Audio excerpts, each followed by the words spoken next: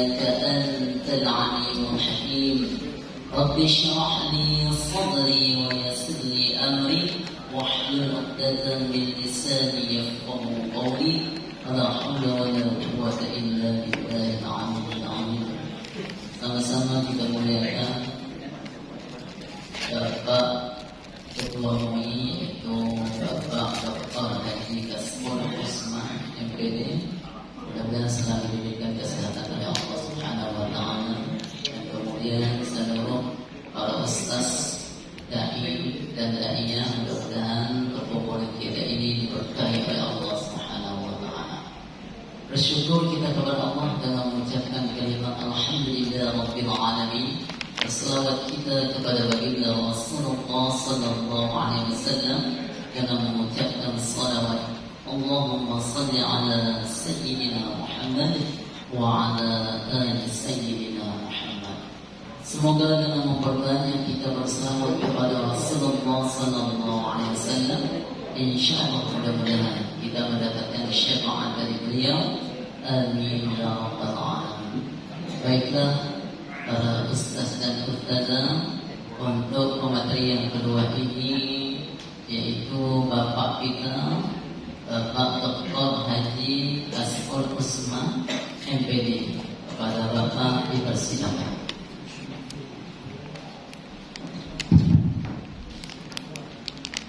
Baik, assalamualaikum warahmatullahi wabarakatuh. Alhamdulillahirabbil alamin, wassalatu wassalamu ala asyrofil anbiya'i wal mursalin wa ala alihi wa sahbihi wasallam ajma'in. Amma ba'du, rabbi ishrah li sadri wa yassir li amri wa hlul 'uqdatam min lisani yafqahu qawli. Yang sama-sama kita hormati Bapak Kepala Ustaz Ketua MPI beserta jajaran pengurus,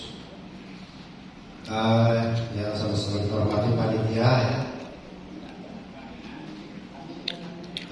pendidikan kader dakwah tahap 2 ini, dan yang berbahagia alhamdulillah dari para asatidz, para ustaz dan asatizah yang bergabung menjadi peserta pendidikan kader dakwah ini.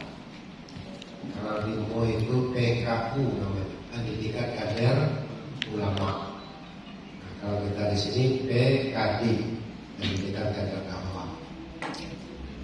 Baik, yang pertama terima kasih kepada panitia dan juga pengurus MPI yang telah meminta saya untuk menjadi salah satu narasumber atau kita berbagi ilmu ya, dalam kita mengkaji bagaimana dakwah yang terbaik dalam kehidupan kita.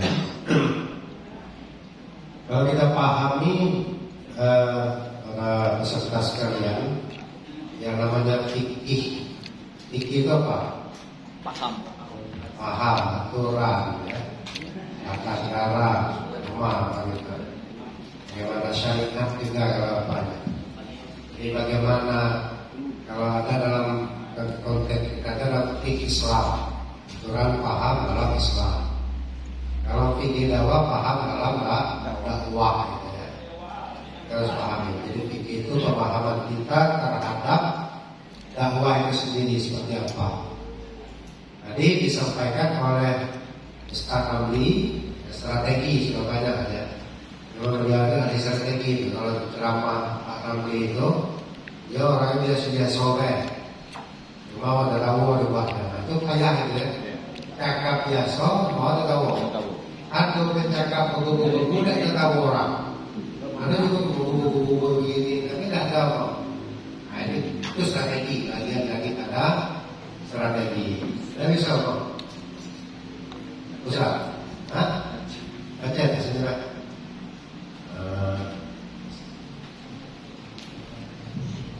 Nah ini tidak salah saya ya. Salah tadi. Apa itu baca? Apa itu baca? Nah, tadi para beli bisa ya? Sama ya? Bisa ya? Kenapa bisa? Apa lagi? Sambung ke sini, coba. Cuma mati dulu tas. Matikan semua. Mati dulu ya. Baik, para peserta sekalian, kita harus memahami kalau kita bersama-sama ya, kan ada kita ini memang disampaikan oleh Salamli, salah satu kewajiban kita adalah berdoa ila sabi dirok bila hikmah. Kita disuruh untuk berdakwah, minimal berdakwah dalam keluarga kita yang terkecil. Apalagi kita alhamdulillah diberi oleh Allah Subhanahu wa taala kemampuan atau ilmu untuk menjadi seorang dai. Pendakwah ini tidak sembarang orang, tidak sembarang orang yang bisa menjadi pendakwah ini, penceramah. Ada orang bisa ngomong, pandai ngomong, pandai cerita, ketika suruh ceramah tidak bisa. Ada ini, ngomong bagus. Karena dia cerita tapi setelah cerita sehari dia bisa cerita ya. Tapi ketika di atas panggung agak fair ya. Nah kita ini walaupun kita kita diberi kelebihan oleh Allah, kita bisa ngomong dan kita bisa menyampaikan secara dakwah kepada halayak. Baik itu halayak biasa maupun halayak umum. Ya. Yang penting sering kita diundang dari berbagai acara. Yang paling pokok adalah acara-acara PHBI lah ya. Kegiatan hari besar, Islam Sholat Mi'raj, Maulid Nabi, Tahun Baru, apalagi sekarang ini. Ini mungkin banyak diminta untuk ceramah wali batus safar ya. Iya. Ya, Ustaz Ibnu Umar sudah berapa kali? Wali batus safar ya? Belum? Sebagai ya. Ya, saja wali batus safar itu yang memberikannya adalah orang yang sudah pergi haji. Karena dia paham kalau belum pernah pergi haji, nak kasih wali batus safar, asal bola. Kasih nasihat perkawinan itu belum kawin. Ada apa yang diceritakan ya? Sama ya. Ini penting antara teori dan praktek itu kita harus sejalan. Apa yang disampaikan oleh Pak Gubernur tadi luar biasa ya. Kadang-kadang kita ini tahu teori baik, ketika praktek nggak tahu. Benar kan? Kita bisa ngajak orang, tapi kita tidak bisa ngajak keluarga kita, ngajak istri kita, ngajak anak kita. Jadi juga perlu pemahaman dari kita semua. Yang pertama, ini kalau sebenarnya harus pakai dilihat, nanti di share aja di kantor. Ini ya. Pengertian dakwah sudah paham semua. Dasarnya adalah berdoa ila sabi rabbika. Kita disuruh untuk ya dakwah, ya dakwah. Artinya kita mengajak, mengundang, memanggil ya, atau kita memberikan sesuatu kepada orang. Itu dasar kita pengertian dakwah itu secara harfiah ya, hanya dalam Al-Quran Al-Baqarah 186 ya. Dan juga ada Ar-Ra'd, ada juga Ar-Ra'd ayat 14, Ar-Rum ayat 25, Al-Mu'minun ayat 43. Semuanya itu adalah tentang kita mengajak kepada dakwah ya. Seruan kepada dakwah. Jadi salah satu yang harus kita pahami dalam konteks kita sebagai penceramah, kita juga harus memahami apa itu dakwah dalam Al-Quran maupun dalam hadis. Kewajiban dakwah itu sebenarnya bukan hanya untuk kita. Semua orang berdakwah, ya, baik dakwah bil hal, baik dakwah bil qaul, bil lisan, ya, maupun dalam dakwah apapun bentuknya. Jadi dakwah itu kalau kita pahami secara apa, bukan saja sekup dakwah kita penceramah, tapi dakwah juga dalam konteks bil hal, ya, kita dalam keseharian kita. Apalagi kita sebagai seorang berdakwah itu diminta, kata Pak Gubernur tadi, menjadi contoh tauladan, uswatun hasanah ya. Apa yang kita ngomongkan sesuai dengan kepribadian kita, apa yang kita sampaikan sesuai dengan kepribadian kita. Ada itu di antara para penceramah tidak sesuai, dia pintar menyampaikan sesuatu kepada orang lain, tapi dia tidak mampu untuk dalam dirinya, dalam keluarganya. Banyak ya. Ya, penceramah tapi muradul katanya. Keluarganya broken home. Tapi ceramah ada juga. Nah, itu tidak bisa. Artinya antara perkataan, perbuatan kita dan lain sebagainya itu adalah sebagai salah satu bahan kita untuk menjadi penceramah. Jadi sembarang saya katakan kita semua sudah penceramah, tapi kita harus bagaimana kepribadian kita hendaknya bisa menyatu dalam kehidupan di masyarakat maupun dalam keluarga kita. Ya. Hendaknya ada di antara kamu suatu golongan kewajiban dakwah kita di antara kita yang mengajak kepada kebaikan dan mencegah kepada kemungkaran. Al-Imran ayat 104 ya. Ada satu golongan juga orang yang mendalami ilmu, memberikan peringatan kepada kaumnya bila mereka kembali supaya mereka memelihara diri dari kemungkaran. Ya, ini salah satu kewajiban yang diperintahkan Allah Subhanahu wa taala kepada kita. Taubah 112. Ini kita apakan. Nah, apa persiapan? Ya. Persiapan kita sebagai seorang pendakwah. Ini kadang-kadang kita pengen, tapi tidak tahu apa yang kita siapkan.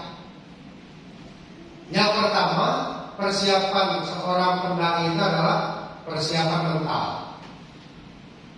Jadi kalau mental kuat, jangan tegak, ya, lumpuh.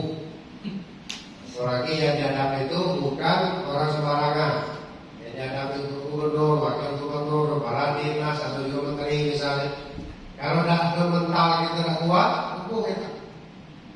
Bahkan kadang-kadang ada orang yang sudah siap di rumah, ketika mentalnya kena di panggung, hilang lebahan.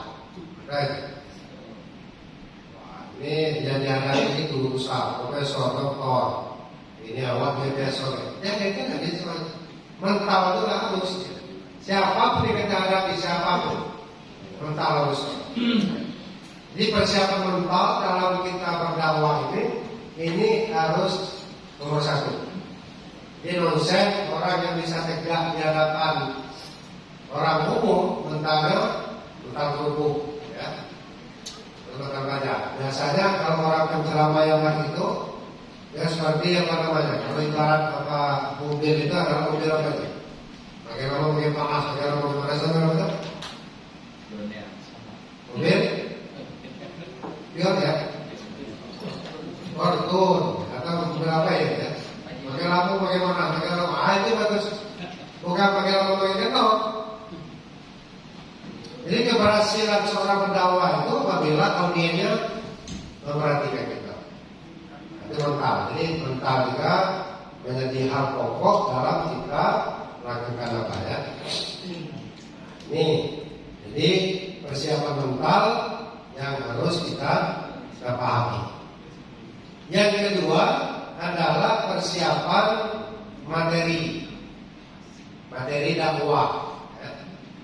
Jadi ingat, ketika kita berdakwah itu tidak semua materi yang kita sampaikan itu cocok pada tempatnya, disesuaikan dengan tempat, disesuaikan dengan keadaan, disesuaikan dengan momen. Ceramah maulid, masa ceramah materinya Islam Mi'raj kan? Ceramah Islam Mi'raj, masa ceramah apa materinya bulan Ramadan. Jadi materi, penguasaan materi penting bagi seorang pendakwah. Jadi materi itu harus banyak. Bagaimana kunci kita bisa menguasai materi banyak? Kuncinya adalah banyak baca, ya. Buku ini, kitab ini. Jangan polos saja. Kadang-kadang penceramah itu polos saja, umum saja. Tidak ada berbicara masalah menurut kitab ini, menurut pendapat ini, harusnya begitu. Itu salah satu kunci keberhasilan dakwah itu. Di samping materinya yang diberikan kepada halayak itu adalah bersifat ilmiah, bukan kacangan. Ilmiah itu ada dasar. Qurannya ayat berapa, hadisnya hadis apa, apakah sahih atau dhaif, ya. Kadang-kadang kita lepas saja kayak umum saja. kau dapat kitab-kitab apa kan bisa halamannya dihafal. Seperti sama itu yang wah ya, luar biasa. Kalau wah itu tahu tuh, hafal ya. Hadis kitab ini, hadis ini, halaman ini, baris. Bahkan Qurannya sampai tahu halaman ini baris itu kanan dulu. Masya Allah, seperti itu orang yang baik. Betul-betul tajam ingatannya. Jadi seorang pendakwah itu kesiapan ilmu penting. Kalau tidak mempunyai ilmu, bagaimana mau menyampaikan? Apalagi kalau dia memang luar biasa. Orang yang berdakwah itu luar biasa. Dengan 2 ayat atau 1 hadis saja bisa 1 jam yang menguraikan. Dengan tambahan ini, tambahan ini, tambahan ini. Yang sudah terbiasa. Tapi kalau orang yang tidak terbiasa, itu kadang-kadang 5-10 ayat pun tidak ada apa. Dokter juga ya. Tapi kalau orang itu sudah terbiasa dengan ceramah atau dia mendakwah, maka 1 ayat dia bisa kupas. Apalagi ayat itu mengupas masalah 3 hal misalnya, atau misalnya 5 hal. Itu enak betul itu. Misalnya syarat doa dikabulkan, judulnya syarat doa dikabulkan oleh Allah SWT. Ayatnya apa? Al-Baqarah 186. Idza sa'alaka ibadi anni inni qarib ujibu da'wah. Itu saja dijelaskan bisa 1 jam. Ya. Itu enaknya doa yang utama. Artinya apa? Walaupun apa ilmu harus kita punya, bukan sekedar omong doang atau kosong. Ilmu dipatokkan dakwah ini di samping ilmu agama dan juga ilmu-ilmu umum yang kita harus tahu juga tentang apa perubahan-perubahan zaman ini. Kan kita berubah-ubah. Jangan kita ketinggalan. Ya kadang-kadang kita tahu nama artis itu penting juga sebagai bekal. Tahu nama pemain sepak bola misalnya. Itu nanti ada hubungannya dengan ceramah yang disampaikan dan lain sebagainya. Artinya apa? Artinya kita harus mempersiapkan baik ilmu agama maupun ilmu-ilmu yang lain, ilmu politik, ilmu ekonomi, ilmu apa lagi, ilmu hukum misalnya. Jadi bukan saja ilmu fikih saja, bukan saja ilmu Islam saja. Sebaiknya adalah ilmu-ilmu yang lain. Kalau kita lihat yang penceramah kondang itu ya, seperti UAS itu, emang aja landai saja menyampaikan dari kitab ini, dari undang-undang ini, dari peraturan pemerintah ini, apa ya? Karena salah satu penjabaran yang disampaikan oleh benda itu harus lengkap, komprehensif dan lain-lain. Nah, itu persiapan ilmu ya. Sudah itu yang selanjutnya persiapan yang harus dilakukan oleh seorang pendai adalah kekuatan fisik ya. Mental ini oke, fisik. Jadi kalau kita ceramah tegak dan tanggung sejam jangan. Karena kalau orang yang apalagi di kampung-kampung usul itu, kalau ceramah cepat itu jangan diundang lagi masa ceramah dari jauh-jauh sejam. Biasanya kalau kita di dusun undang itu sejam setengah itu. Fisik bukan mental saja, fisik juga harus. Ya sebelum apa vitamin yang kita makan ya. Biasanya madu kayak apa kayak. Itu penting ya. Persiapan fisik. Terserah, kemudian apa yang kita cocok dengan tubuh kita. Yang keempat, persiapan apa? Performen. Seperti kita ngomong tadi, performen juga. Jangan baju itu ulang terus. Ya. Ada juga ceramah itu. Padahal dia mau baju merah. Tapi ketika ceramah itu merah, dia diganti lah. Merah, biru, hijau. Orang apalagi bisa dikeluarin di YouTuber ya. Iya. Harus berganti pakaian. Tidak apa-apa kita korban beli baju asal penampilan prima. Ya. Jangan ditipu lah baju. Rupiahnya itu juga. Performen betul kata Pak Gubernur tadi ya. Performen itu itu daya tarik.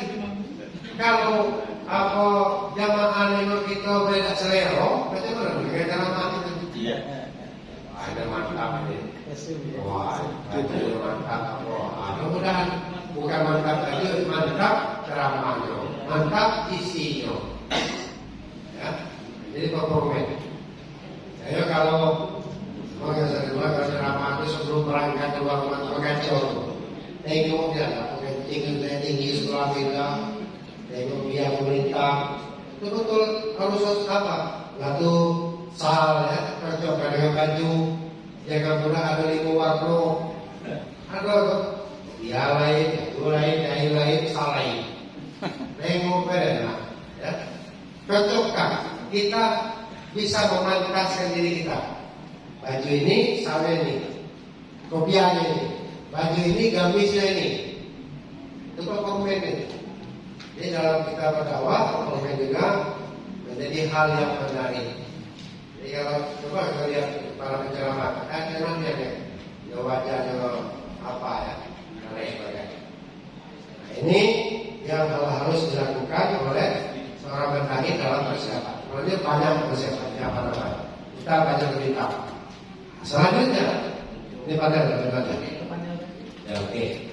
Kekuatan, ada 4 kekuatan dalam berkomunikasi yang disingkat dengan HITS. Penceramah yang baik itu adalah bagaimana audien merespon. Kalau audien tidur, ada untilah, capek gitu, dia tidur. Jadi kita kan bisa nengok ya. Dari bicara mereka nengok, wah ada suara mengaku gitu kan, wah ada sesenyum. Kita semangat, tapi ada yang itu kalau kita drama yang berpikir, capek gitu, kita capek, energi kita habis, orang itu. Kenapa? Mungkin drama yang kita sampaikan itu tidak menarik, gaya yang kita sampaikan itu tidak menarik, ya tidak ada mungkin umurnya lurus.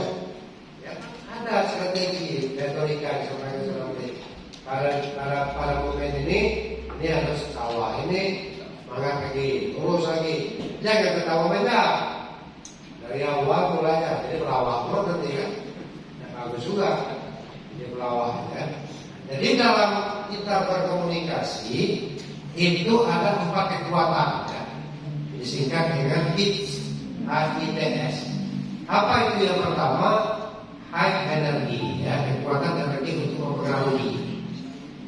Jadi kita mempengaruhi orang itu tidak sembarang orang. Ya.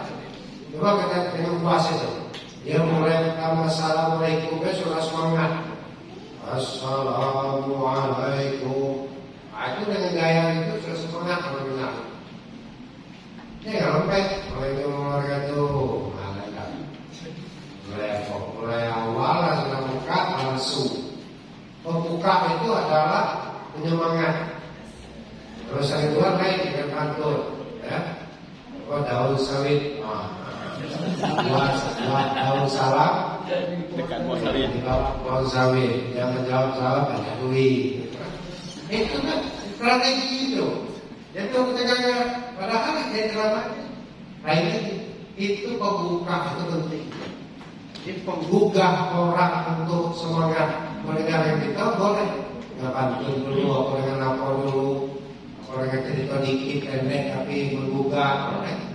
Aku masuk isi, ya. Itu jadi kekuatan yang kita pengaruhi itu penting. Surat yang kedua, intensity of contact, ya. Intensitas pandangan mata terhadap audien. Ingat, dalam kita berceramah itu mata kita jangan tertuju pada satu fokus. Itu kata ini dan tengok. Ini orang penceramah itu mana semua. Ini belok sana, tengah lagi, kiri kanan, berada di belakang. Saya buat surat, belakang, kiri sana, tengah lagi, enggak sana. Itu artinya apa? Itu bisa mempengaruhi. Dalam istilah apa? Kata David Carlo itu teori komunikasi itu ada SMCR namanya. Soft, basic, channel, dan rasional. SMCR. Ada sumbernya, ya.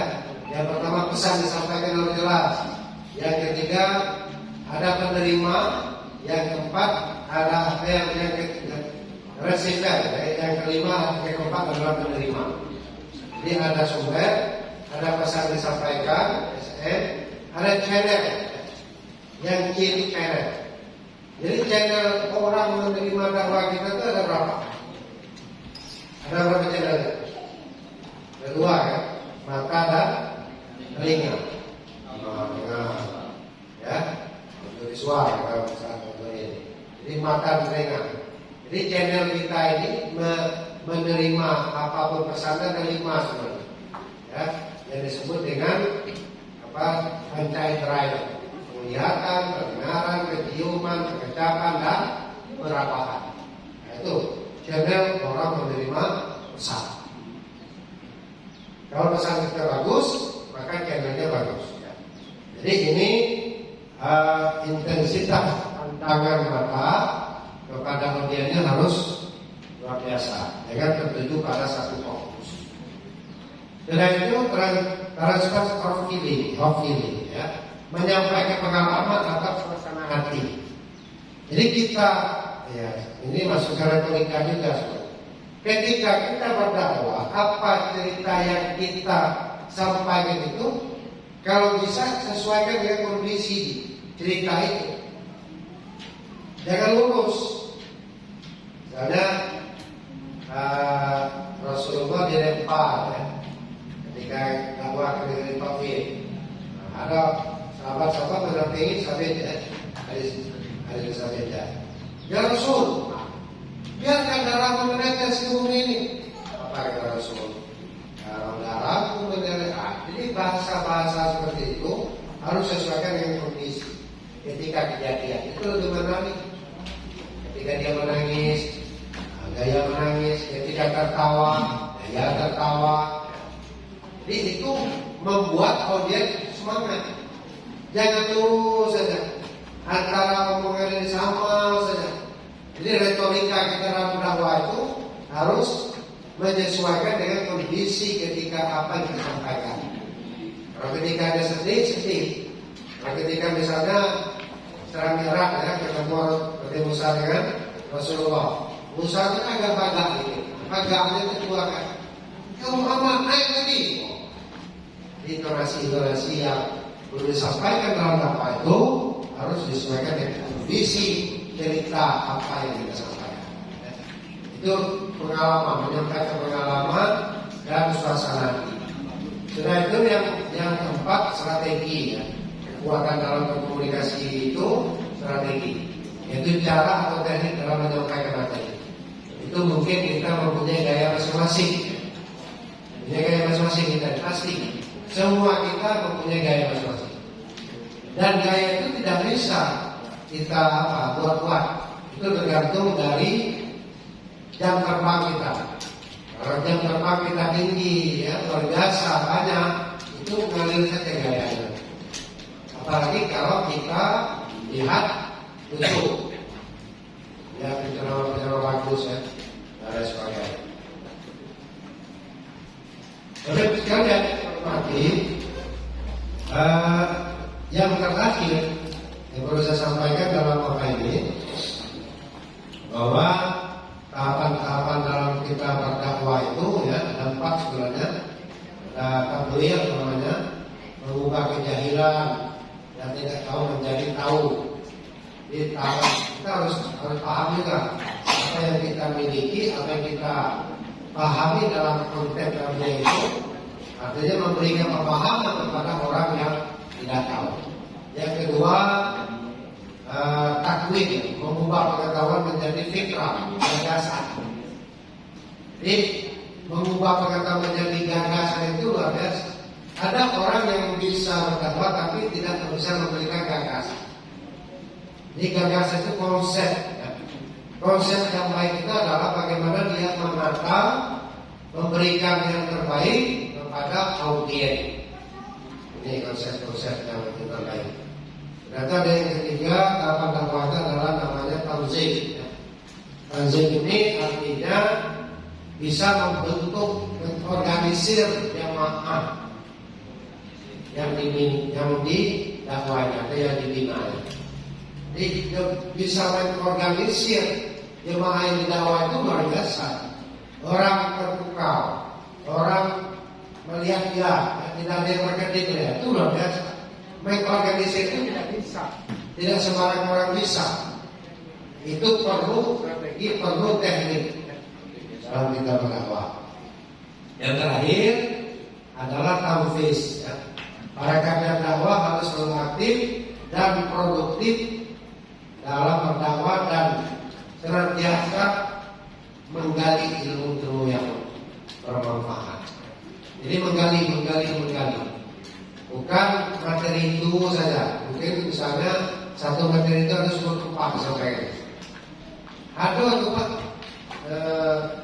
jemaah ini berpindah. Aduh, laku lagi. Itu kan materinya. Akhirnya sampai kita ikut juga jemaah itu. Ini kemarin ada di sini. Iya, di sini kemarin. Jaga bagi materi yang kita sampaikan di awal dalam konteks yang sama. Kadang-kadang jemaah itu hobi berpindah-pindah. Dia pengen ini diundang sama lagi. Oke, kita diundang lagi di sini. Tempat yang sama diundang lagi ini. Itu saja materi. Itu artinya kita kurang menggali. Jadi penting bagi kita dalam dakwah ini menggali ilmu sebanyak mungkin, khususnya bagaimana cara berdakwah yang baik dan cara menyampaikan dakwah itu dengan baik juga. Ya. Dan yang terpenting orang yang mendengarkan dakwah kita itu paham apa yang kita sampaikan. Paham itu artinya yang mengerti dan bisa mengamalkan apa yang kita sampaikan. Para ustaz dan para asatizah yang saya hormati, barangkali itu pengantar awal dari fikih dakwah kita ya. Ada ini bisa pada dua, saya tidak bisa. Ini macet ini. Ini kaki dalam bukan kata-kata pedang yang pisau ya. Yang pisau ganti ya. Nanti materinya bisa diminta ke panitia untuk tambahan kawan kita. Oleh itu dan dilanjutkan mungkin dengan Ustaz Ridwan ya. Terima kasih. Assalamualaikum warahmatullahi wabarakatuh. Waalaikumsalam warahmatullahi wabarakatuh. Terima kasih kepada guru kita Dr. Kiai Haji Kasful Usman Us MPD yang telah memberikan pemaparan kepada kita khususnya tentang kewajiban berdakwah, yakni dimulai dari rumah tangga kita. Selanjutnya tentang persiapan dai harus mempunyai mental yang kuat, kemudian harus menguasai materi, dan selanjutnya harus mempunyai kekuatan fisik dan harus mempunyai performance yang baik. Because the first performance is very interesting, kalau bahasa tanya juhurnya itu. Nah selanjutnya dalam sesi ini tidak hanya sesi pertanyaan, karena kita harus melanjutkan ke sumber yang kedua, dan sekali lagi kami mengucapkan terima kasih banyak kepada guru kita Dr. Kiai Haji Kasful Usman Us MPD yang telah memberikan pemaparan kepada kita. Baiklah, untuk sesi berikutnya yaitu foto bersama dengan narasumber, yaitu dengan guru kita Dr.